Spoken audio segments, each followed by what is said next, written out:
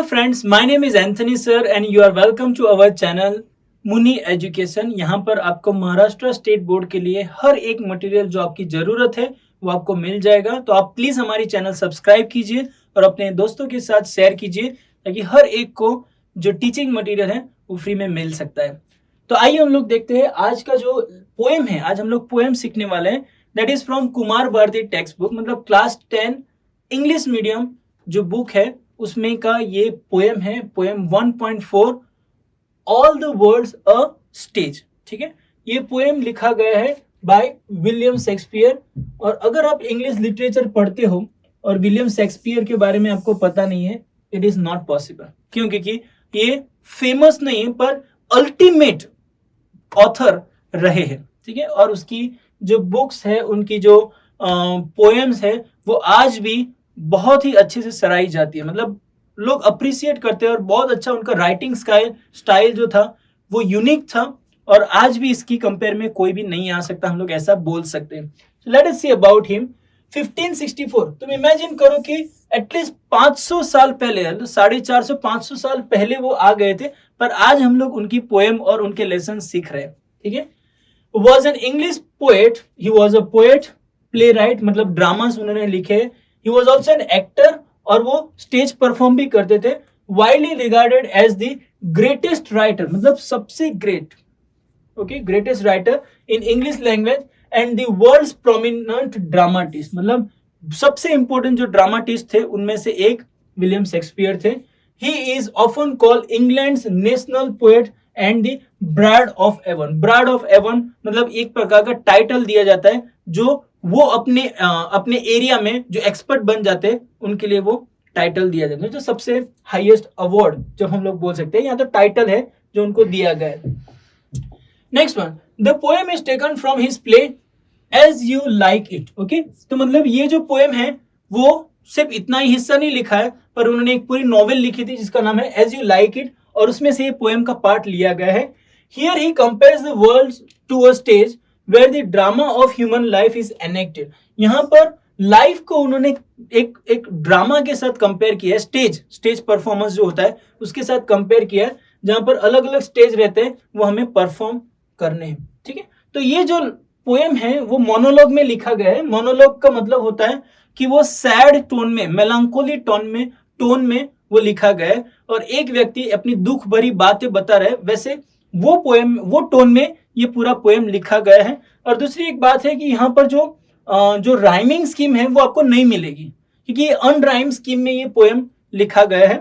और हम लोग देखेंगे कि यहाँ पर जो वर्ड्स है वो कहीं पर भी राइमिंग नहीं होते, पर कुछ वर्ड्स होते हैं, जैसे कि हम लोग देखते हैं तो हाँ, यस, साइड वाइड जो कि राइमिंग हो गया, पर ऐसा नहीं है कि हर एक जगह पर आपको राइमिंग स्कीम मिलेगी। तो मतलब ये जो पोएम है वहां पर राइमिंग स्कीम आप नहीं ढूंढ सकते। ठीक है, तो आइए हम लोग देखते हैं कि पोएम में क्या है। बहुत इंटरेस्टिंग है, तो आप तैयार हो जाओ। All the world's a stage, पूरी जो दुनिया है वो एक स्टेज है। और ये स्टेज कौन सा है? आज के टाइम में बहुत कम रहता है, पर ये स्कूल में तुम्हारे रहता है, जहां पर एक स्टेज रहता है जहां पर परफॉर्मेंस किए जाते हैं, जहां पर आज जो हम लोग जो सिनेमा थिएटर देखते हैं वहां पर स्क्रीन आ गए हैं। ठीक है, पर पहले के समय में क्या था, सिनेमा थिएटर इतने नहीं थे ही नहीं, उनके टाइम पे तो थे ही नहीं। वहां पर स्टेज रहते थे जहां पर लाइव ड्रामा परफॉर्म किया जाता था, और वहां पर जो ड्रामा करने वाले जो लोग थे वो कैरेक्टर आते थे और यहाँ पर पूरी ऑडियंस बैठती थी। और वैसे बहुत सारे एम्पी थिएटर हो या तो थिएटर बनाए गए थे, और वहां पर स्टेज जो था वो बहुत बहुत इंपॉर्टेंट था। ठीक है, तो यहाँ पर लिखा गया all the world's a stage, तो उन्होंने पूरी दुनिया को स्टेज के साथ कंपेयर किया, वो स्टेज और दुनिया उसकी कंपैरिजन की है। And all the man and woman are merely players, और जो हम लोग हैं मनुष्य, सभी लोग हम लोग उसमें ड्रामा करने वाले कैरेक्टर है। प्लेयर्स का मतलब यहाँ पर क्या है? कैरेक्टर्स या तो एक्टर्स, जो हम लोग यहाँ पर हमारा रोल परफॉर्म करने के लिए पृथ्वी पर आए हैं ऐसा भी नहीं बोलूंगा, भेजे गए हैं ऐसा बोलूंगा। Next, they have their exit and they have their entrance, मतलब वो लोग जाते हैं वो लोग आते, मतलब मरते हैं फिर दूसरे बच्चे आते, फिर ये ग्रुप चला जाता है, फिर दूसरी जनरेशन आती है, मतलब उनका आना जाना चालू रहता है, ऐसा बताए। And one in his time plays many part, पर जब एक व्यक्ति जब पृथ्वी पर आता है तो उन पृथ्वी पर वो अलग अलग प्रकार के रोल प्ले करता है। तो उनका कौन सा रोल होता है जो हम लोग यहाँ पर सीखेंगे। पहला है हिज एक्ट बीइंग 7 एजेस। उनका जो लाइफ होता है वो 7 ग्रुप में बांटा गया है। 7 जो लाइफ के स्टेज रहते हैं, जैसे कि इन्फेंसी रहता है, फिर चाइल्डहुड रहता है, वो सारी जो स्टेज है उसमें उनका लाइफ बांटा गया है। तो उसमें से पहला वाला जो है एट फर्स्ट द इन्फेंट, मतलब वो बच्चा रहता है, एकदम छोटा सा पिल्लू जो बोलते हैं। Mewling and packing in the nurse arm. Mewling मतलब एक प्रकार का साउंड करता है वगैरह, और पकिंग मतलब थ्रोइंग अप, वॉमिट भी करता है इन दी नर्सिस आर्म। नर्स जो उनकी देखभाल रखती है, उनके हाथ में वो आवाज करता है, वो रोता है, वो वॉमिट करता है, वो मतलब वो जो स्टेज है ना वहां पर जो हर एक प्रकार के जो एक्टिविटी वो बच्चा करता है वो उन्होंने बताया। Then the whining school boy, ठीक है। उसके बाद जो दूसरा वाला स्टेज आ जाता है that is called school boy. School boy का स्टेज आ जाता है। अभी वो इन्फेंट नहीं रहा, अभी वो क्या बन गया है, बॉय बन गया। मतलब एक स्टेज में से वो दूसरे स्टेज में वो आ गए। With his satchel, what is the meaning of satchel, here it is given school bag. उसकी स्कूल बैग के साथ वो जा रहा है, छोटे छोटे बच्चे। और ये नजारा देखने को बहुत अच्छा लगता है, स्पेशली जब स्कूल में हम लोग पढ़ाते हैं, हम लोग देखते हैं छोटे छोटे बच्चे जब बैग लेकर आते हैं अपने छोटे छोटे यूनिफॉर्म में, बहुत अच्छा दिखता है। तो यहाँ पर भी स्कूल बॉय है जो अपनी बैग के साथ जा रहे हैं। एंड शाइनिंग मॉर्निंग फेस, उनके जो चेहरे हैं ना उसके ऊपर एक प्रकार की चमक है। क्रीपिंग लाइक स्नेल, और जो स्नेल होता है ना, पता है वो एक कीड़ा, वो एक एनिमल रहता है, एनिमल बोलूंगा, इंसेक्ट बोलूंगा, वो दोनों के बीच में बोल सकता हूँ। तो वो एकदम धीरे धीरे जाता है, उसके ऊपर वो शंख होता है और वैसे धीरे धीरे जाता है। बच्चे भी जैसे स्कूल में उन लोगों को जबरदस्ती भेजा जाता है तो लोग जबरदस्ती धीरे धीरे धीरे स्कूल में जाते हैं, वो नजारा उन्होंने दिखाया है। अनविलिंग टू स्कूल, और वो हमेशा ऐसा नहीं होता है कि चलो आज स्कूल है हम लोग जाएंगे और खुश होकर जाएंगे, नहीं, उनको जबरदस्ती भेजा। अनविलिंग रहता है, मतलब उनकी इच्छा, खुद की इच्छा नहीं होती, जबरदस्ती से भेजा जाता है। तो यहाँ पर स्कूल बॉय का एक स्टेज खत्म होता है। यहाँ पर देख लीजिएगा स्कूल बॉय क्या करता है। फिर उसके बाद जो अगला स्टेज आता है एंड देन द लवर। फिर उसके बाद और भी वो बड़ा हो जाता है, टीनेजर में वो चला जाता है। Shining like furnace, okay. उनका जो चेहरा है वो अभी प्रकाशित हो गया है। फर्नेस मतलब जो भट्टी रहती है ना जिसके अंदर ब्रेड वगैरह बेक करते हैं, उसके जैसा प्रकाशित हो गया। ऐसा बोला जाता है कि ये जो स्टेज होता है ना लाइफ का, it is the stage of thunder and storm. मतलब तुम्हारे मन में इतने सारे विचार आते हैं ये उम्र में, जब तुम टीनेजर होते हो, 10 साल से लेकर 16 साल तक की उम्र में, बहुत खतरनाक एज रहता है, मतलब फायर रहती है तुम्हारे अंदर। तो ये स्टेज में क्या होता है, वो जब वो बॉय लवर होता है, shining like furnace with a woeful ballad. Woeful ballad मतलब सैड पोएम सॉन्ग, और कुछ गाने भी वो लोग गाते रहते हैं, बनाते रहते हैं, कुछ ना कुछ एक्टिविटी करते रहते हैं। Made to his mistress eyebrow, ठीक है। मिस्ट्रेस मतलब यहाँ पर मिस्ट्रेस का मीनिंग हम लोग लेंगे एक लड़की, उसके लिए वो गाना बनाता है और वो सब कुछ करता है। देन अ सोल्जर, फिर उसके बाद वो एज जैसे ही चला जाता है 18-19, फिर उसके बाद जिम्मेदारी वाला स्टेज आ जाता है, जहां पर उन 21-22 की उम्र में जब उनको जॉब करने के बारे में पता चलता है, पैसे कमाने के बारे में पता चलता है, तो फिर वो जॉब पे आ जाता है। तो यहाँ पर ये एज खत्म होता है, ठीक है। लवर का जो स्टेज है, ठीक है, टीनेज के बाद का जो है स्टेज, वो यहाँ पर पता चलता है। फिर वो क्या हो जाता है, जिम्मेदारी वाले स्टेज पे आ जाता है, और वहां पर वो पोएम के हिसाब से वो किसका काम करता है, सोल्जर बन जाता है, और अभी पैसे कमाने के पीछे पड़ जाता है। फुल ऑफ स्ट्रेंज ओथ, वहां पर बहुत सारी अलग अलग कस्में वो खाते थे, और सोल्जर होते हैं तो उनको शपथ लेनी पड़ती, अलग अलग प्रकार की शपथ उनको लेनी होती, oath. And bearded like the pard. Bearded मतलब जो बियर्ड, जो हमारी दाढ़ी रहती है। पार्ड मतलब यहाँ पर शॉर्ट फॉर्म लिया गया लेपर्ड। लेपर्ड की जैसी बियर्ड वो रखते हैं, एकदम स्मार्ट दिखने के लिए, रेप्यूटेड पर्सन दिखने के लिए। फिर क्या होता है, जेलस इन ऑनर, और वो हमेशा सम्मान लेने के लिए, सम्मान प्राप्त करने के लिए हमेशा जेलस रहते हैं। मतलब उनको ऐसा मिला, मुझे भी ऐसा मिलना चाहिए, मतलब वो कंपटीशन भी उनके जीवन में आ जाती है। या तो फिर कभी कभार जेलसी अरे उनको मिला, मुझे क्यों नहीं मिला, ऐसा उनको भी नहीं मिलना चाहिए, तो वो जेलसी, वो नेगेटिव सेंस में। पॉजिटिव सेंस में वो कंपटीशन है, नेगेटिव सेंस में वो जेलसी है। ऑनर के लिए and sudden and quick quarrel, फिर वो सोल्जर है तो जल्दी से झगड़ा करने के लिए भी लग जाते हैं, गुस्सा आ जाते हैं। Seeking the bubble reputation, bubble reputation मतलब एक ऐसी रेप्यूटेशन, एक ऐसा सम्मान जो थोड़े समय के लिए टिकता है, फिर उसके बाद वो चला जाता है। झगड़ा कर लेते, ये थोड़ा बहुत आनंद मिल जाता है, फिर उसके बाद वो सब खत्म भी हो जाता है, पर उसके लिए वो लोग बहुत एक्टिव रहते हैं। So that is the stage of soldier, जहां पर वो हम लोग हमारी जिम्मेदारियों में बिजी हो जाते हैं। Next one, even in the cannons mouth and okay, यहाँ पर फुल स्टॉप आ जाता है। तो रेप्यूटेशन, रिस्पेक्ट प्राप्त करने के लिए वो कैनन्स माउथ में भी चले जाते हैं, मतलब डेंजर, ग्रेट डेंजर होता है, वहां पर भी वो हाथ डालने के लिए चले जाते हैं ताकि लाइफ में वो कुछ कर सके। ओके, कैनन्स माउथ मतलब ग्रेट डेंजर। एक्चुअली कैनन का मीनिंग एक और भी है। कैनन पता है आपको, पुराने जमाने में जब युद्ध होता है ना, तो वहां पर तोप इस्तेमाल होती थी, तोप। इसके अंदर ऐसा बारूद, बड़ा सा गोला रखा जाता था और उसको जलाया जाता था, फिर वो ऐसे आगे जाता, दैट इज कॉल्ड कैनन। पर यहाँ पर कैनन का मीनिंग होता है जो डेंजर भरी लाइफ है वहां पर भी वो लोग कूद जाते हैं ताकि वहां से कुछ अचीवमेंट मिल जाते हैं। तो ये स्टेज जो होता है ना सोल्जर का, वहां पर वो लोग ऐसी एक्टिविटी करते हैं।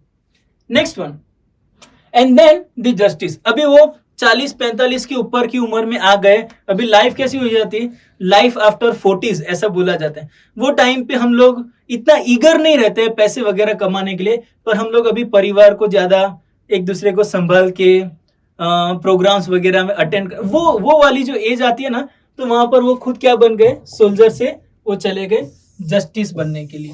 ठीक है, और जस्टिस हम लोग 12-13 साल में नहीं बन सकते, 20-21 साल में भी नहीं बन सकते, थोड़ा बहुत अनुभव आना चाहिए। मतलब 40 के बाद जो होता है वो टाइम के बारे में बात करें।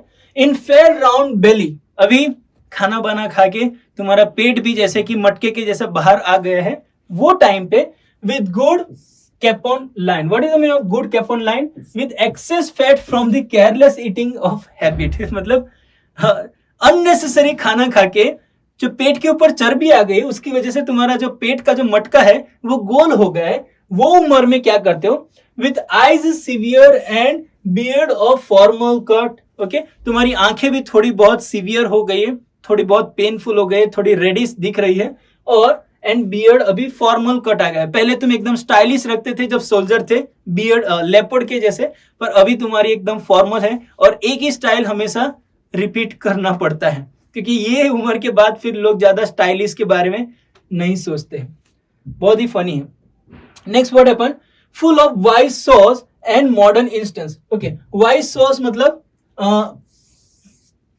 ज्ञान, नॉलेज जो उन्होंने, वाइज सेइंग्स मतलब कहावतें जिसको बोलते हैं हम लोग हिंदी में, कि अनुभव के तौर पे उनके पास बहुत सारी कहावतें रहती है। तो वो हमारे जमाने में तो ऐसा होता था, ये है वो है, बहुत सारे अनुभव अपने शेयर करते रहते ये उम्र में। एंड मॉडर्न इंस्टेंसेस, और मॉडर्न में जो मतलब करंटली जो सिचुएशन चल रही है वहां पर भी उनके ओपिनियन देने के लिए वो हमेशा खड़े हो जाते हैं। ये उम्र ही ऐसी है।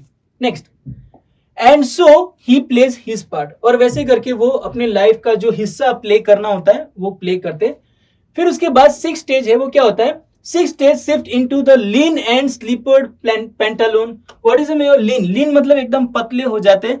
स्लीपर्ड पैंटालून मतलब अपना जो ट्राउजर होता है वो जैसे कि स्लिप हो जाएगा, वैसे वो उम्र में, मतलब 55-60 की उम्र में, जहां पर वो थोड़े बहुत पतले हो जाते हैं क्योंकि जिम्मेदारी बहुत निभाई है।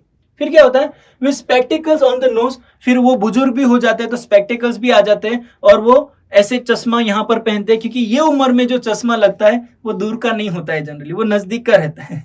तो नजदीक का पढ़ने के लिए ऊपर लगाते हैं, फिर दूर का देखने के लिए ऐसे देखते हैं। तो सेम वही सिचुएशन में ये उम्र में वो लोग करते हैं। और देखो बहुत अच्छा ऑब्जर्वेशन है विलियम शेक्सपियर का, जो आपको यहाँ पर देखने को मिलता है। एंड पाउच ऑन साइड, और जनरली क्या होता है कि अपने साथ एक पाउच रखते हैं, वो टाइम पे रखते होंगे और अभी भी रखते हैं, और ज्यादातर उनकी जो लगने वाली चीजें होती है वो पाउच में रखते हैं। मतलब वो ओल्ड फैशन है, जो बूढ़े लोगों है उनकी फैशन है। अभी फैशन कौन सा है, वॉलेट वगैरह रखना, या तो फिर कुछ भी नहीं रखना, वो भी एक फैशन है। ठीक है। पर जो बुजुर्ग लोग रहते हैं उनके पास कभी ना कभी बैग रहती है, यहाँ तक कुछ ना कुछ रहती है, और जब भी वो बाहर जाते हैं ना तो उनके पास थैली रहती है, वो थैली के अंदर वो सारी चीजें रख के जाते हैं। और अभी तुम कोई यंग जो लड़का होता है उसको बोलो थैली लेकर बाहर जाओ, नहीं मुझे मत दो। हाँ? तो यहाँ पर वही सिचुएशन हमको देखने को मिलती है। Then next is his youthful hose, और यहाँ पर होज जो होता है वो एक प्रकार का ट्राउजर रहता है, मतलब वो टाइम पे पहनते थे जो एकदम टाइट ट्राउजर रहता था। आज के जमाने में अगर हम लोग कंपेयर करें तो जो कैसे ट्राउजर बोलेंगे, मतलब जो रिंकल होते हैं, मतलब वहां पर बहुत झुर्रियां होती है, इकट्ठा होता है, जो पहले के एरिस्टोक्रेट फैमिलीज होती थी वो पहनती थी, और फिर यहाँ पर एकदम खुला रहता था, वो प्रकार के जो ट्राउजर है वो पहनते थे। Well saved a world wide from his shrunk shank and his big manly voice. हर एक वर्ड को हम लोग सीखेंगे। तो वेल सेव्ड, ठीक है, जिन्होंने बहुत सारे पैसे अच्छे से संभाल के रखे, सेविंग अच्छा है।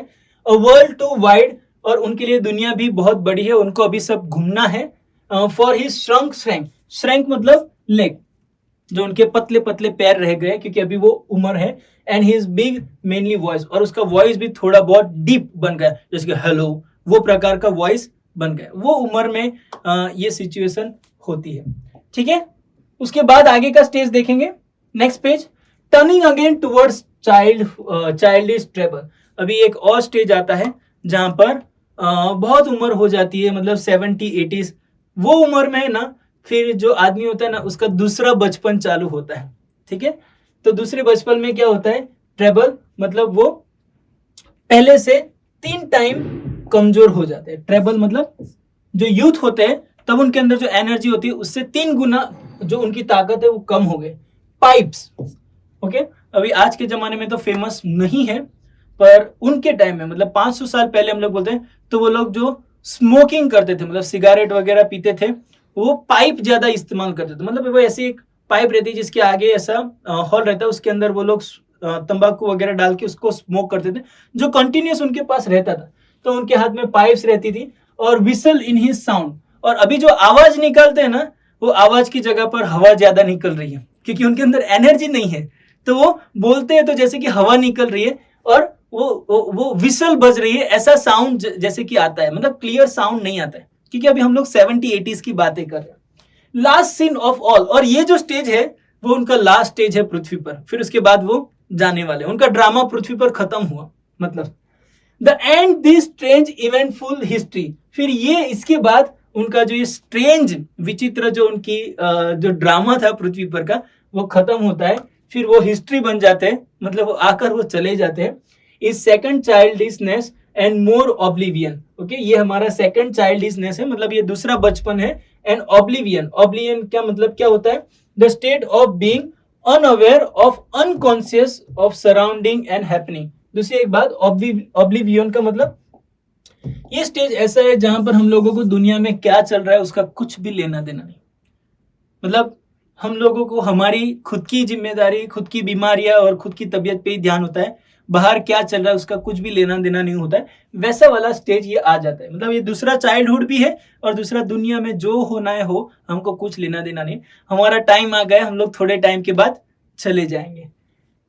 सेंस टेंथ, sans eyes, sans taste, sans everything. Sans का मतलब विदाउट, मतलब दांत भी नहीं है, फिर आंखें भी जैसे कि काम नहीं कर रही है, सेंस टेस्ट, खाने में टेस्ट भी नहीं आ रहा है, सेंस एवरीथिंग, और जैसे कि लाइफ में कुछ भी नहीं है, अभी सब कुछ खत्म हो गया है, वो स्टेज पे व्यक्ति पहुंच जाता है। फिर उसके बाद उनकी यही एक्सपेक्टेशन रहती है कि बस अभी ले ले परमिशन। तो ऐसे 7 स्टेज हम लोगों को लाइफ के विलियम शेक्सपियर ने एक छोटी सी पोएम के अंदर, 28 लाइन की ये पोएम के अंदर बहुत अच्छे से एक्सप्लेन कर दिया है। और लाइफ कितना रियल है, जैसे जिन उन्होंने जो डिस्क्राइब किया है बिल्कुल वैसा ही लाइफ में हम लोगों को देखने को मिलता है, और बहुत अच्छे से एक्सप्लेन भी किया है। तो आई होप ये पोएम आपको समझ में आया होगा, और अगर कुछ डाउट है, क्वेश्चन है, तो आप प्लीज कमेंट में भेजिए, हम आपके डाउट जरूर से क्लियर करेंगे। तो आज के लिए बस इतना ही। Thank you so much. आप हमारी चैनल सब्सक्राइब कीजिए और अपने दोस्तों के साथ शेयर कीजिए। Thank you so much, bye bye.